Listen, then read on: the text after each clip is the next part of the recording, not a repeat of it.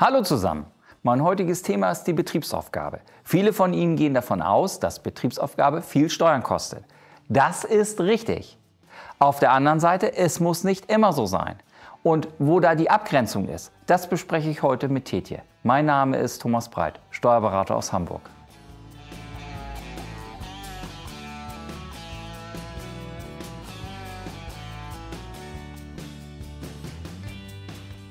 Moin Thomas, vielen Dank für die Einladung. Ja, es geht um das Thema Betriebsaufgabe. Das klingt für mich erstmal nach, ich gehe in Rente oder ich bin nicht so erfolgreich in meinem Business, ich probiere jetzt mal was anderes. Warum soll das Steuern kosten? Ja, das kostet Steuern, weil erstens, es sind zwei Faktoren. Das erste, du musst immer mit einer Bilanz enden.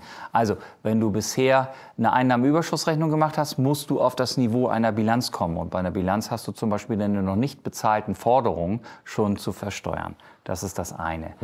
Und das andere ist immer, du musst die sogenannten stillen Reserven versteuern. Ja, und beides zusammen kann für dich eine herbe Besteuerung bedeuten. Hast du ein Beispiel für diese stillen Reserven? Ja, stille Reserven ist immer das Verborgene. Also du hast natürlich in deiner Schlussbilanz Buchwerte, so nennt man das buchhalterisch. Sage ich mal zum Beispiel eine Immobilie, die dort mit 40.000 Euro drin steht. Ich weiß nicht, die hast du vor 30 Jahren mal angeschafft für 500.000 Mark. Da hatten wir noch eine andere Währung und dann wurde das abgeschrieben und jetzt steht das da nur noch mit 40.000 Euro drin. Hat aber mittlerweile einen Wert, weiß ich, von 700.000 Euro. So, und diese 700.000 Euro musst du versteuern, abzüglich der 40.000 Euro Buchwert. Das heißt, 660.000 Euro ist deine stille Reserve. Ja, und das wäre dein Aufgabegewinn. Autsch. Wann kommt es denn zu einer Betriebsaufgabe überhaupt? Ja, es gibt natürlich mehrere Möglichkeiten. Das eine ist, du willst das, weil aus Altersgründen. Und das andere ist das Ungewollte. Und das Ungewollte ist immer, wenn du deinem Einzelunternehmen irgendwas entziehst, was faktisch auf finanzamtsseitig dann wie eine Betriebsaufgabe wirkt. Und das ist zum Beispiel auch, und das ist ein häufiger Fall, dass eine Umwandlung in die Hose geht. Also, dass du ein Einzelunternehmen in eine GmbH umwandelst und zum Beispiel deine Immobilie nicht mit in die GmbH rübernimmst, weil würde ja Grunderwerbsteuer kosten in dieser Umwandlungsform. Auf der anderen Seite, dadurch, dass du nicht alles in die GmbH mit übertragen hast, also nicht alle stillen Reserven, vor allen Dingen nicht alle wesentlichen Betriebsgrundlagen, wird dir quasi eine Betriebsaufgabe unterstellt. Und dann hast du genau das ausgelöst. Du hast eine Betriebsaufgabe gemacht, ohne dass du es wolltest. Oh je, und eine Betriebsaufgabe, ist es denn immer eine Steuerbombe, die da zu platzen droht? Jein, also es kommt schon natürlich drauf an, du brauchst halt stille Reserven. Und wenn du, sage ich mal, keine stillen Reserven hast, ist es auch keine Steuerbombe. Aber Immobilien ist der Klassiker, weil in Immobilien stecken eigentlich immer stille Reserven. Ist nicht das Einzige, du kannst natürlich in deinen Warenbeständen, in deinen Forderungen, rein theoretisch kannst du überall stille Reserven haben. Also mit anderen Worten, der aktuelle Marktwert ist höher als das, was du in deiner Bilanz abbildest als Wert, also die Differenz. Ne?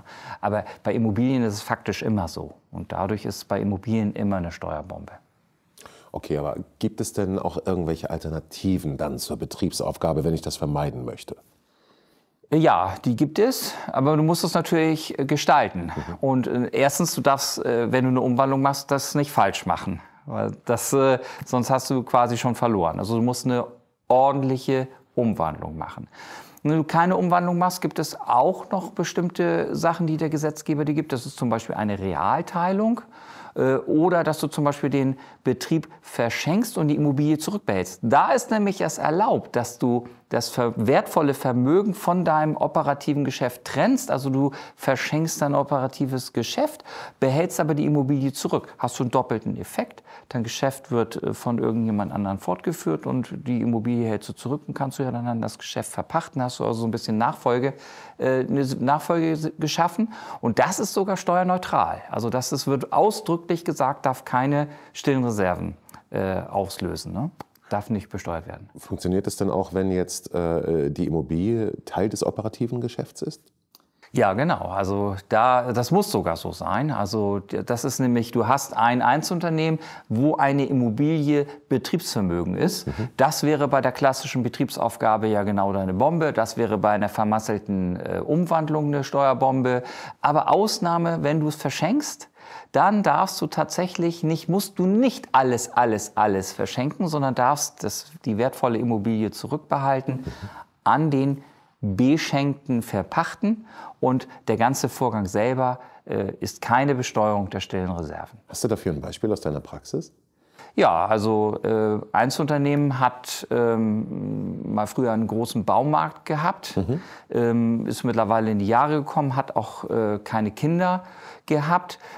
Ich mache jetzt aber nicht das Beispiel Verschenkung an jemand anderen, sondern ich nenne dir mal andere Gestaltungen, die du machen kannst.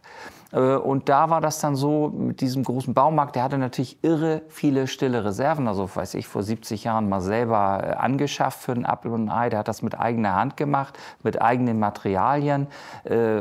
Ich muss mir was ausdenken, das hatte 40.000 Mark gekostet. Das war natürlich früher irre viel Geld. Aber mittlerweile in den Büchern stand quasi nur noch 1 Euro Erinnerungswert, hat aber einen Wert von 4 Millionen Euro.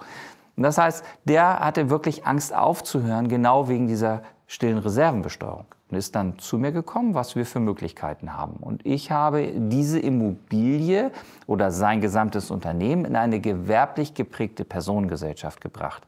Diese gewerblich geprägte Personengesellschaft hatte in der einen logischen Sekunde 2 Inhalte. Einmal die Immobilie, die wurde natürlich jetzt verhaftet als Betriebsvermögen, egal was du an Tätigkeiten machst. Es ist einfach Kraftrecht jetzt Betriebsvermögen, und parallel war ja noch sein Unternehmen, nämlich der Baumarkt, darin enthalten. Ja, den hat er dann geschlossen, damit hat er ja quasi nur einen Teilbetrieb geschlossen. Wir mussten also keine Aufgabe erklären. Was noch übrig geblieben ist in der gewerblich geprägten Personengesellschaft, war die Immobilie. Das blieb natürlich unbesteuert. Mit dem 1 Euro steht die da noch weiter drin. Und dadurch haben wir diese Steuerbombe verhindert, und er konnte diese Immobilie nutzen. Er hat das dann übrigens danach verpachtet an eine, ja, ich darf den Namen jetzt nicht nennen, aber an eine relativ große andere Gesellschaft, hat das dann ein bisschen umgebaut, sein Baumarkt. Das ist dann quasi, ich sag mal, ohne zu viel zu verraten, aber wie so eine sehr große Autowerkstatt ausgegangen, und hat das dann an diese Gesellschaft verpachtet. Und da hatte er so 2 Fliegen mit einer Klappe. Also er hatte keine Besteuerung der stillen Reserven, weil, wie gesagt, bei Betriebsaufgabe hätte er das versteuern müssen, auch wenn er es dann verpachtet hätte. Das wäre natürlich Aufgabe und Besteuerung.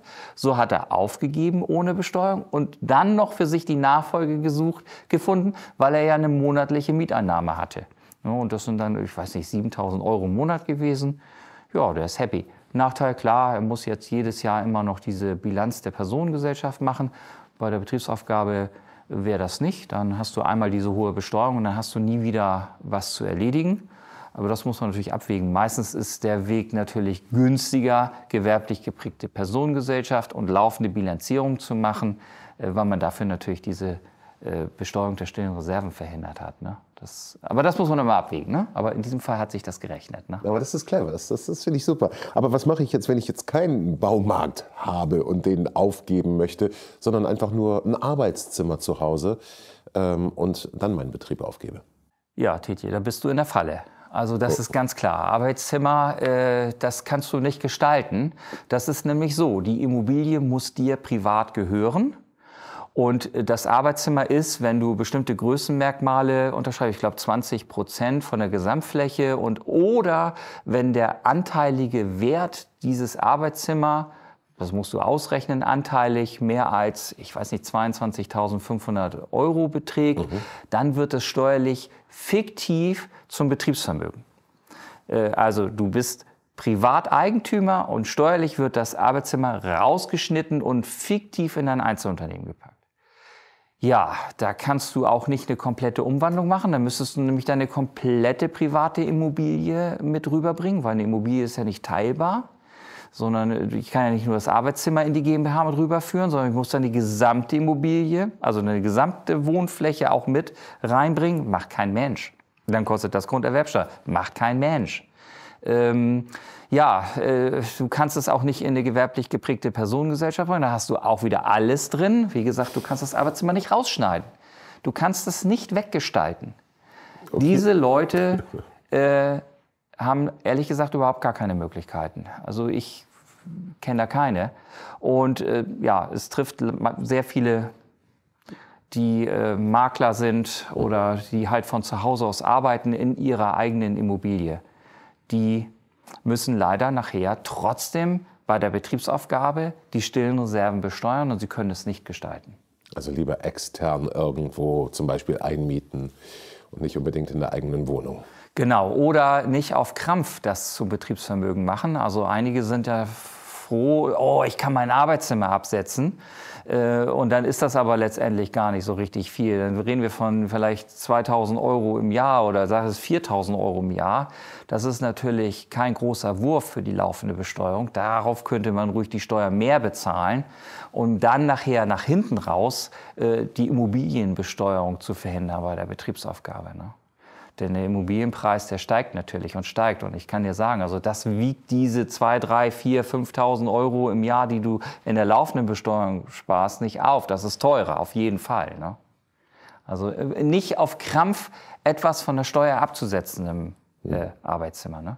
Und mal ganz davon ab, dieses Parafiskalische haben wir ja auch noch. Sobald du ein Arbeitszimmer hast, ist ja deine ganze private Wohnfläche nicht mehr nach dem Grundgesetz geschützt vor dem Finanzamt. Stichwort Betriebsprüfung. Betriebsprüfung, ne? Das muss einfach nur eine Umsatzsteuernachschau kommen. Eine Stunde vorher rufen Sie an und dann kommen Sie in deine Immobilie rein, obwohl Sie eigentlich nur das Arbeitszimmer sehen können, aber die sind nicht blind, die sehen auch alles andere. Das ist nicht gut. Also wir haben ja nicht ohne Grund diesen Schutz im Grundgesetz und der wird dadurch durchbrochen. Und üblicherweise, ansonsten nach Grundgesetz ist der private Raum derart geschützt, da kommst du ja nur rein mit Durchsuchungsbeschluss. Also musst du aber auch straffällig sein. Und da muss ein Richter gesagt haben, okay, der ist so straffällig, dass ich hier den Durchsuchungsbeschluss unterschreibe. Das ist natürlich auch in den meisten Fällen nicht der Fall. Also mir ist noch kein Fall untergekommen, wo jemand mit dem Durchsuchungsbeschluss stand. Aber durch diese Arbeitszimmersache öffnest du quasi den Weg in deine Wohnung. Okay, und das ist natürlich jetzt eine Steuerersparnis, die relativ gering ist dafür, dass man seine ganze Privatsphäre da ja aufgibt. Und dazu kommt ja eben noch das Problem mit der Betriebsaufgabe. Ja, das ist richtig. Also die Betriebsaufgabe kann eine Steuerbombe sein, immer dort, wo stille Reserven sind, meistens die Immobilien. Auf der anderen Seite, man kann natürlich auch eine Menge gestalten. Ausnahme ist Arbeitszimmer, aber bei allen anderen Fällen kann man gestalten und das sollten Sie auch in Anspruch nehmen. Wenn Ihnen das hier gefallen hat, würde ich mich freuen, wenn Sie meinen Kanal abonnieren. Thanks for watching.